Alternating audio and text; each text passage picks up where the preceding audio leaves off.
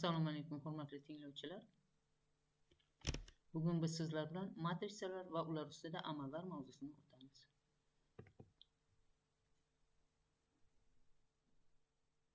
Reja, matrisa tushunchasi, matrisaning turli ko'rinishlari, matrisalar ustida amallar.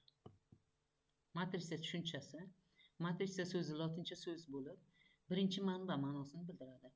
Matrisa to'g'risidagi dastlabki ma'lumotlar qadimgi Xitoyga borib taqaladi. Ular matrisani sehrli kvadratlar deb atashgan. Matrisalar bo'yicha fundamental nazariyalar birinchilardan bo'lib 18-asrda nemis olimi Weierstrass kiritgan. Hozirgi kunda matematika, fizika, iqtisod va boshqa sohalarda sonli miqdorlar bilan berilgan faktlar hamda ularni bilan bog'liq bo'lgan masalalarni hal qilishda matrisalardan foydalaniladi. N o'lchovli matrisa deb n-ta satr va n-ta ustundan iborat bo'lgan quyidagi ko'rinishdagi to'g'ri to'rtburchak jadvalga aytiladi. Misol, A matrisa 2 ta satr hamda 3 ta ustundan iborat bo'lgani uchun A matrisaning o'lchami 2 ga 3 o'lchamli matrisa deyiladi. B matrisa 3 ta satr hamda 2 ta ustundan iborat bo'lgani uchun 3 ga 2 o'lchamli matrisa deyiladi. S matrisa 4 ta satr hamda 1 ta ustundan iborat bo'lgani uchun 4 ga 1 o'lchamli matrisa deyiladi.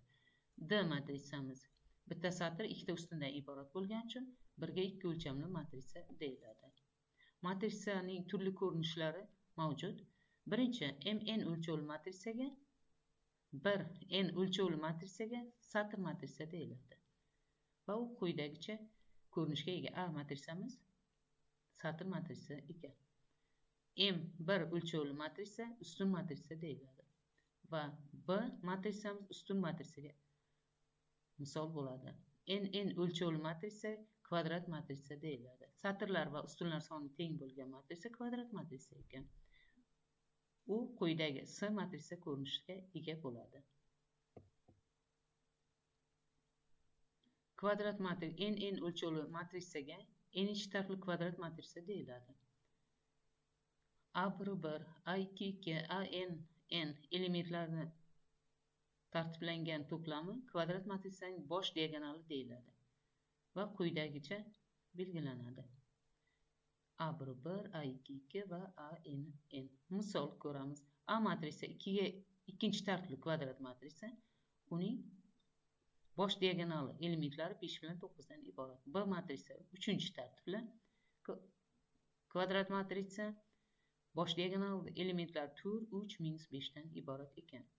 S matrisa 4-chi tartibli kvadrat matrisa, uning bosh diagonalidagi elementlari 1, 6, minus 2 va 5 lardan iborat ekan.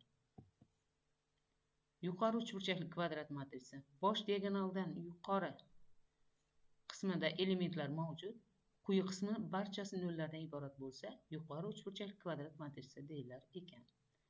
A' matrisa quyi uchburchakli kvadrat matrisa deyiladi. Bosh diagonal elementlaridan quyi tomonda elementlar noldan farqli.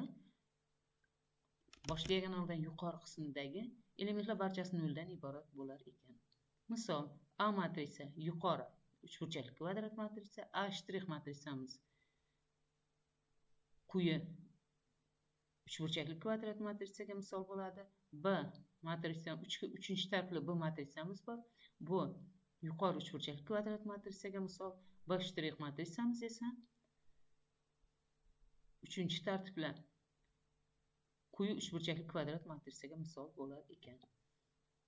Bosh diagonallardan boshqa barcha elementlar 0 ga teng bo'lgan kvadrat matrisa diagonal matrisa deyiladi va quyidagi ko'rinishga ega bo'lar ekan. Diagonalda A1 A2 AN va hokazo AN joylashar ekan. Skalar matrisa. Diagonal matrisadan farqi uning barcha bosh diagonalidagi barcha elementlar bitta raqamdan, bitta sondan iborat bo'ladi. Bir xil sonlardan iborat bo'ladi.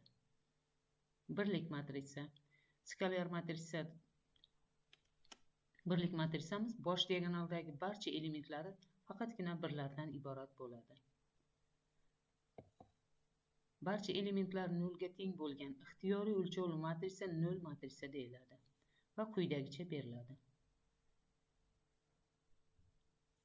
Misol 2 ga 3 o'lchamli 0 matrisa. Birinchi 3 ga 3 o'lchamli kvadrat 0 matrisa. Matrisa ustida amallar bajarishimiz mumkin ekan. Bir xil o'lchovga ega bo'lgan matrisa ustida algebraik amallar yig'indisini yoki ayirmasini hisoblashimiz mumkin ekan. U quyidagi tartibda bajariladi. Mos elementlari yig'indisi topiladi yoki aksincha mos elementlari ayirmasi hisoblanadi formulaga asosan. Misol A va B matrisalar berilgan. Birinchi e'tibor beradiganimiz, demak, o'lchamiga e'tibor beramiz. A matrisa ikkita satr, 4 ta ustundan iborat. B matrisa ham ikkita satr hamda 4 ta ustundan iborat. A va B matrisalar yig'indisini hisoblayapmiz. Mos elementlar yig'indisi topilyapti. A va B matrisaning mos elementlar yig'indisi topildi hamda natijada 2 ga 4 o'lchamli matrisa hosil bo'ldi. Ikkinchi misolimiz. A va B matrisalar berilgan. Bu 3 ga 2 o'lchamli A matrisa, 3 ga 2 o'lchamli B matrisa berilgan. A va B matrisalar ayirmasi hisoblaymiz. Bunda matrisalarning mos elementlari ayrilyapti. Natijada 3 ga 2 o'lchamli matrisa hosil bo'lyapti. Matrisani songa ko'paytirish deb, uni har bir elementda shu songa ko'paytirishdan tuzilgan matrisaga aytiladi va quyidagi formula asosida hisoblanadi. Misol A matrisa berilgan bo'lsin. A matrisani 3 soniga ko'paytiring sharti. Demak, bizda yangi S matrisa hosil bo'ladi. A matrisani barcha elementini 3 soniga ko'paytiramiz. Natijada yangi S element hosil bo'ladi. Elementlari A matrisamiz 3 ga 2 o'lchamli matrisa edi. Hosil bo'lgan matrisamiz ham 3 ga 2 o'lchamli matrisa hosil bo'ladi. Ikkinchi misolimizda B matrisa berilgan. 3 ga 3 o'lchamli kvadrat, 3-tartibli kvadrat matrisa. Bu matrisa -2 soniga ko'paytiring sharti. Demak, -2 ga ko'paytirganimizda berilgan matrisamizning elementlari qarama-qarshi ishorasiga o'zgaradi. Sababi ko'paytirayotgan sonimiz manfiy son edi.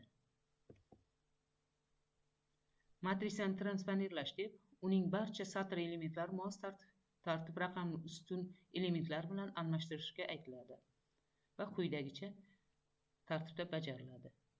Misol ko'ramiz. A matrisa birinchi satr elementlar -2, 1, ikkinchi satr 4, 3, uchinchi satrda 5, 0. Matrisamiz transponirlaganimizda transponirlash natijasida birinchi satrda 2, 3, 5, ikkinchi satrda -1, 4, 0 hosil bo'ladi.